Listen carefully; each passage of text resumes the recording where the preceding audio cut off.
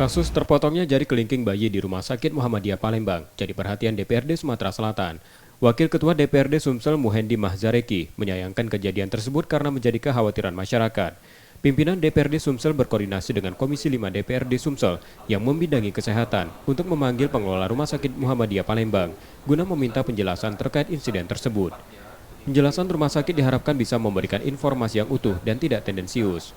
Tentu sebagai anggota dewan ya kita ingin melindungi pasien, misalnya warga masyarakat ya, setiap yang ingin berobat ini bisa mendapatkan pelayanan yang terbaik di rumah sakit manapun itu, baik itu rumah sakit pemerintah ataupun itu rumah sakit swasta yang ada di Palembang khususnya.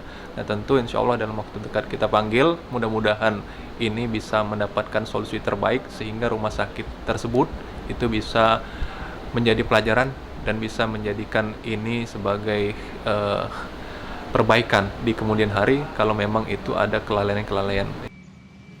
Kasus tersebut kini dalam penyelidikan Polrestabes Palembang. Bayi saat ini sudah menjalani operasi penyambungan dan masih dalam perawatan di rumah sakit. M. Rizky Nurmizan, Kompas TV, Palembang, Sumatera Selatan.